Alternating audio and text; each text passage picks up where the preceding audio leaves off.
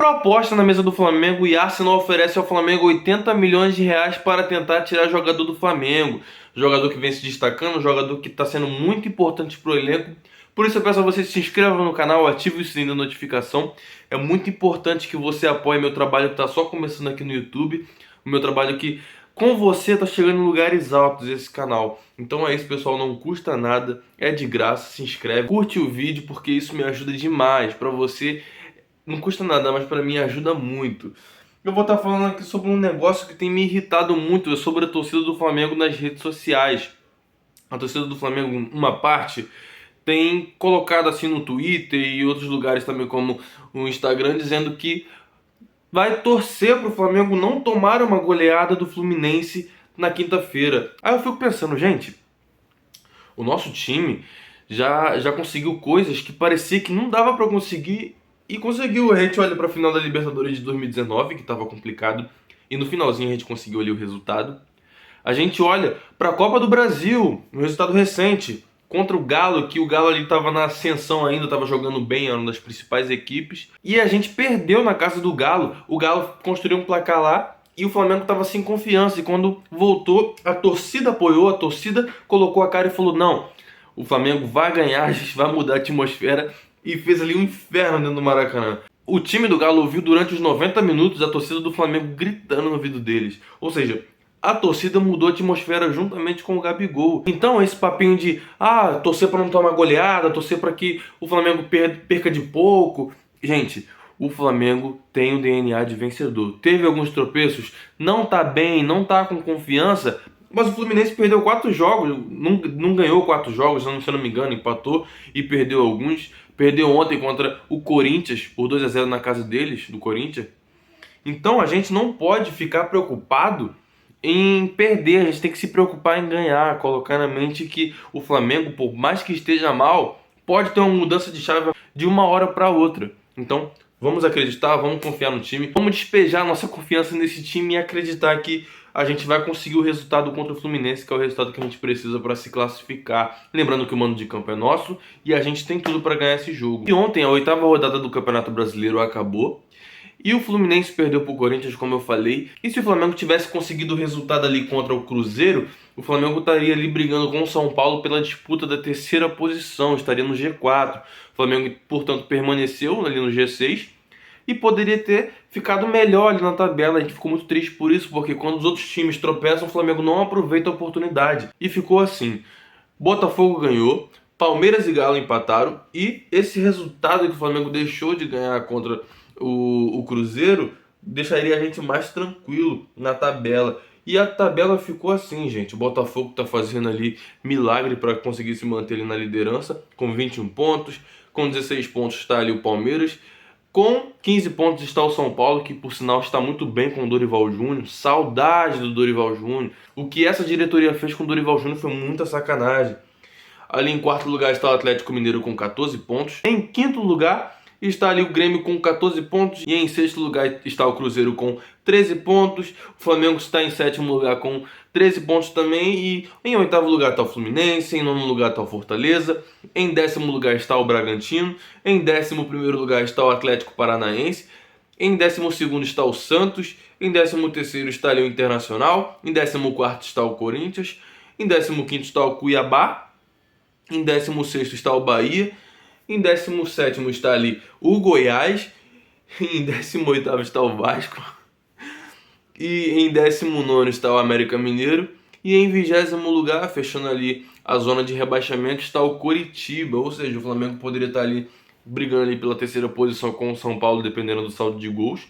Porque o Flamengo poderia ter avançado, mas não ganhamos. Mas tem os próximos jogos, o time tem que se organizar. O time tem que se organizar, está sendo muito criticado. O São Paulo, o trabalho dele está começando a ser contestado. Eu mesmo aqui no canal contesto muito o trabalho do São Paulo, gente, porque a gente vê que ele insiste em algumas coisas que irritam a torcida. Mas em contrapartida, eu não acredito que todos os técnicos que passaram pelo Flamengo são ruins.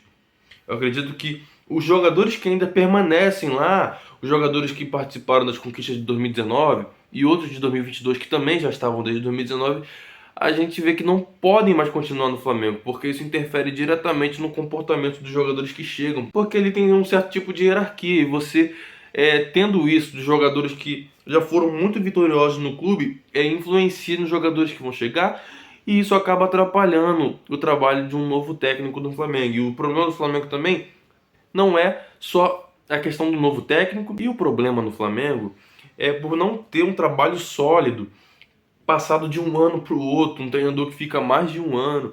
Faz muito tempo que o Flamengo não tem um treinador que fique ali num trabalho que construa ali uma base do seu trabalho, uma pré-temporada, que fique bastante tempo no clube, que faça ali a sua história no clube. Eu pensei que o Dorival Júnior ia ter o seu contrato renovado. E não teve. A gente ficou chateado, a gente ficou triste. Gente, ele perdeu. Sabe por que ele não teve o seu contrato renovado? E sabe por que o Vitor Pereira veio?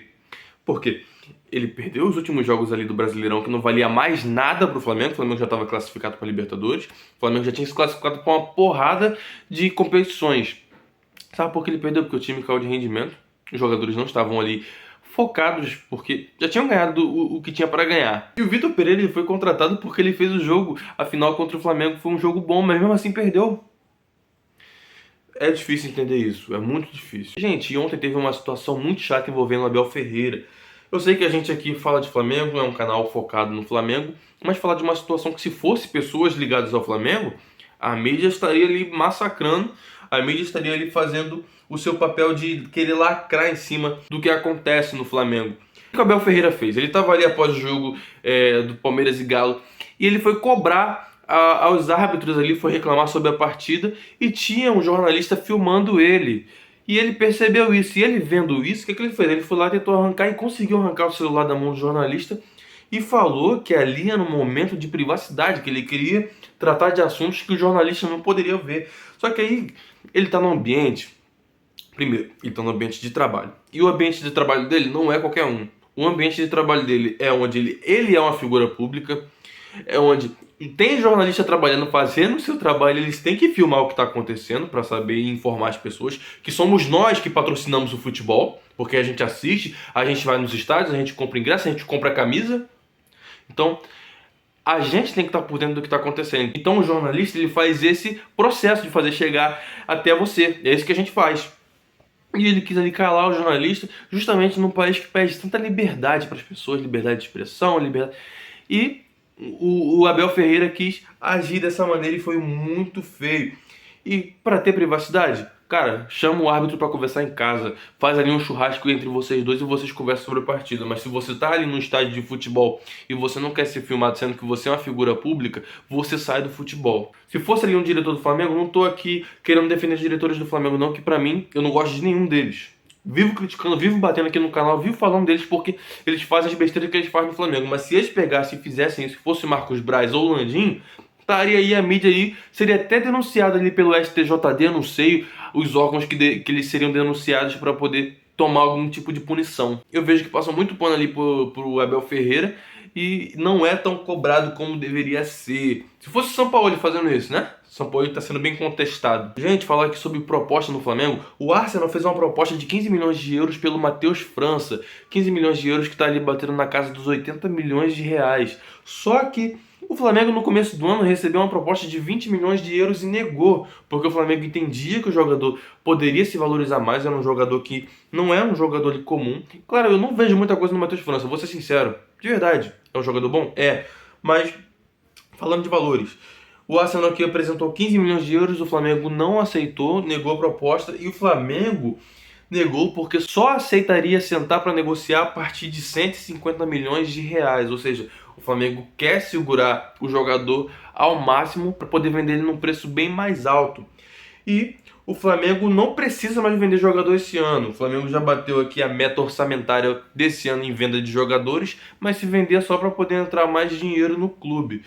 Coloca aqui embaixo o que você acha do Matheus França, se você venderia ele, se você arrecadaria dinheiro com ele. Eu venderia logo, sabe? Vindo uma proposta melhor do que essa que veio do Arsenal, eu venderia o jogador porque ele é um jogador interessante, mas até o momento não rendeu o que a gente espera no Flamengo. Tem isso também. O Vinícius Júnior, antes de ser vendido, estava jogando muito aqui no Flamengo.